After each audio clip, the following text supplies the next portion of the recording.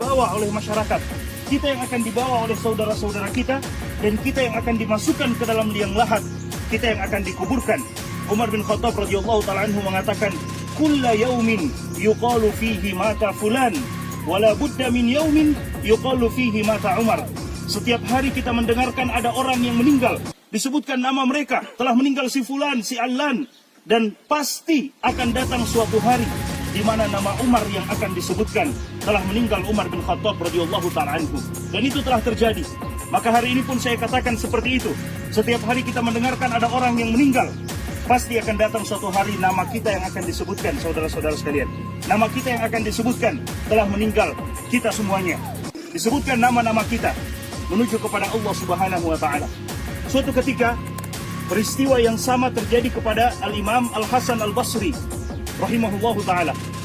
Ketika selesai menguburkan jenazah, ada seorang laki-laki datang yang sekedar ikut menguburkan jenazah. Dia tidak tahu siapa jenazah yang meninggal ini.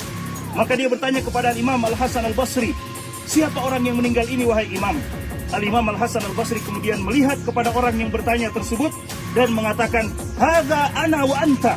Ini adalah aku dan kamu kelak yang akan dipanggil oleh Allah Subhanahu wa ta'ala. Bukan siapa-siapa, ini adalah kita, saudara-saudara sekalian. Karena kelak kita yang akan dikuburkan seperti ini. Kemudian Al-Hasan Al-Basri mengatakan, ya bna Adam, innama anta ayyam, idza dhahaba yaumuka dhahaba ba'duka. Wahai anak cucu Adam, sesungguhnya engkau hanyalah hitungan hari demi hari. Jika sehari dari kehidupan kita pergi, bukan berarti umur kita bertambah. Tidak, tapi jatah kehidupan kita hidup di dunia itu semakin berkurang. Sehari dari kehidupan kita pergi, berarti semakin dekat kita menuju kepada Allah Subhanahu wa ta'ala. Rasulullah SAW setelah melaksanakan penguburan jenazah seperti ini, Rasulullah SAW juga mengatakan kepada sahabat-sahabatnya, ya ikhwani, limithli hadza fa'iddu. Wahai saudara-saudaraku, untuk keadaan yang seperti ini, maka persiapkanlah bekal. Persiapkan bekal, karena pasti kita akan seperti ini. Persiapkan bekal, karena ketika kita selesai dimakamkan, tidak mungkin lagi kita untuk kembali ke dunia, untuk menyiapkan, untuk beramal kebaikan. Tidak mungkin. Setelah kita dikuburkan, selesai. Dan itulah yang disebutkan oleh para ulama kita dengan kiamat sugro buat kita. Kiamat kecil buat kita ketika kita telah dikuburkan. Karena tidak mungkin kita bangkit lagi untuk beramal ibadah. Selesai. Apa yang telah kita kerjakan akan kita dapatkan hasilnya. Dan apa yang kita lakukan dari dosa dan maksiat akan kita lihat juga hasilnya di hadapan Allah Subhanahu wa ta'ala. وَمَنْ يَعْمَلْ مِثْقَالَ ذَرَّةٍ شَرًّا يَرَهُ وَمَنْ يَعْمَلْ مِثْقَالَ ذَرَّةٍ خَيْرًا يَرَهُ. Siapa yang beramal keburukan akan dilihat sebesar zarrah pun. Kata para ulama kita, zarrah bisa diartikan dengan anak semut. Sebagian ulama tafsir kita mengatakan zarrah artinya anak semut. Bayangkan saudara-saudara sekalian, subhanallah, semut saja sangat kecil, bagaimana dengan anak semut? Sebesar itu keburukan atau kebaikan kita akan kita lihat balasannya di sisi Allah Subhanahu wa ta'ala. Tidak ada satupun yang akan dizalimi oleh Allah Subhanahu wa ta'ala. Limithli hadza falyamalil 'amilun. Untuk keadaan seperti ini, maka hendaklah kita mempersiapkan amalan-amalan yang terbaik. Selesai menguburkan, Nabi SAW mengatakan kepada para sahabatnya, Salullaha li akhikumut tathbit. Minta dan bermohon kepada Allah Subhanahu wa ta'ala untuk saudaramu yang telah dikuburkan ini, at-tathbit, kekokohan, keteguhan untuk menjawab, fa innahul ana yus'al, karena dia sekarang sedang ditanya oleh malaikat Munkar dan Nakir. Ditanya tentang man rabbuka, siapa Rabbmu? Ditanya tentang man nabiyuka, siapa nabimu? Ditanya tentang madinuka, apa agamamu? Pertanyaan yang semua kita sudah mendengarkannya, tapi tidak semua manusia bisa menjawabnya. Siapa Tuhanmu? Kita akan menjawabnya dengan ibadah kita kepada Allah Subhanahu wa ta'ala. Siapa nabimu? Kita akan mampu menjawabnya dengan bukti nyata mengikuti Nabi SAW, mengamalkan sunnah-sunnah beliau dan menjauhi perkara-perkara yang beliau tidak datang dengannya. Dan apa agamamu? Kita akan mampu menjawabnya jika kita beragama dengan agama yang dibawa oleh Nabi Muhammad SAW. 3 pertanyaan yang kita mampu menjawabnya sesuai dengan bagaimana kita mengamalkan 3 hal tersebut di kehidupan dunia ini. Nabi SAW mengatakan seperti itu kepada para sahabat. Kemudian Allah Subhanahu wa ta'ala berfirman di dalam Al-Quran, yuthabbitullahu alladhina amanu bilqawli tsabiti fil hayati dunya wa fil akhirah. Orang-orang yang beriman, yang teguh dengan keimanannya, yang istiqomah dengan keimanannya, mereka, kata Allah Subhanahu wa ta'ala, yuthabbitullahu alladhina amanu bilqawli tsabit. Allah akan kokohkan mereka dengan perkataan yang kokoh, perkataan yang kuat, yaitu la ilaha illallah. fil hayatid dunya, dalam kehidupan dunia mereka, wa fil akhirah, dan dalam kehidupan akhirat mereka. Dan kita semua tahu, kuburan bukan rumah terakhir buat seseorang, tapi kuburan adalah rumah pertama menuju negeri akhirat.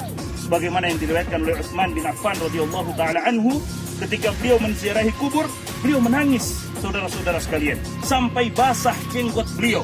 Para sahabat yang melihat itu mengatakan, ya Utsman, dzukirat indakal jannah wan nar, disebutkan di sisimu tentang surga dan neraka, engkau menangis, tapi tidak seperti tangisanmu ketika engkau berada di sisi kuburan.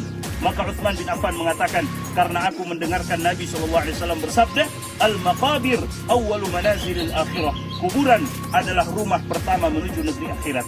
Jika kita selamat di kuburan kita, saudara-saudara sekalian, maka yang selanjutnya akan dimudahkan oleh Allah Subhanahu wa taala. Namun jika kita disiksa di dalam kuburan kita, maka bagaimana dengan yang selanjutnya? Rasulullah SAW mengatakan kuburan hanya akan menjadi dua. Imma yakuna rawdatan min riyadil jannah atau hufratan min hufarin niran. Entah dia menjadi taman dari taman-taman surga, atau dia menjadi lubang dari lubang-lubang api neraka, waliyadzubillah. Dan kemudian setelah menguburkan jenazah seperti ini, Nabi SAW mencontohkan kepada kita, menganjurkan kepada kita untuk sejenak berdoa, meminta kepada Allah Subhanahu wa taala agar Allah Subhanahu wa taala mengampuni kita yang ditinggalkan, memberikan kesempatan kepada kita untuk juga beramal. Salah satu doa yang Nabi SAW ajarkan pada saat sholat jenazah, saudara-saudara sekalian, pada saat sholat jenazah, Nabi SAW di antara doa yang beliau ucapkan, Allahumma la taftinna ba'dahu waghfir lana walahu.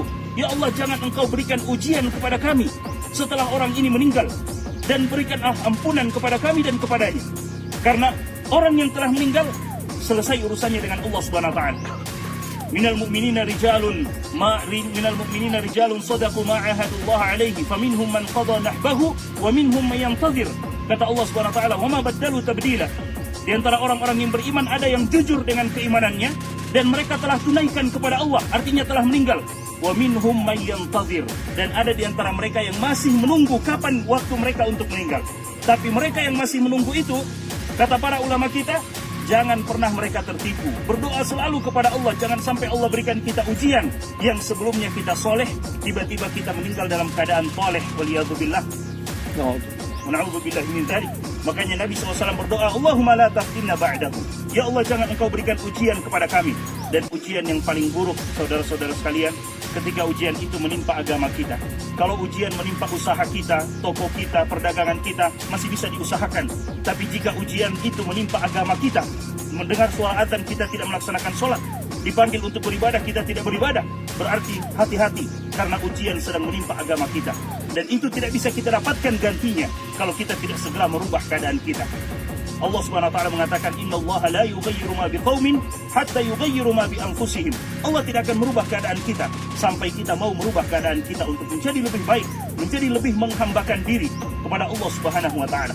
Kita berdoa kepada Allah Subhanahu wa taala, masing-masing kita berdoa kepada Allah, minta agar Allah Subhanahu wa taala menyelamatkan kita yang masih hidup, mengokohkan keimanan kita, kemudian meminta kepada Allah Subhanahu wa taala agar Allah Subhanahu wa taala melapangkan kuburan beliau dan menjadikan kuburan beliau sebagai taman dari taman-taman surga.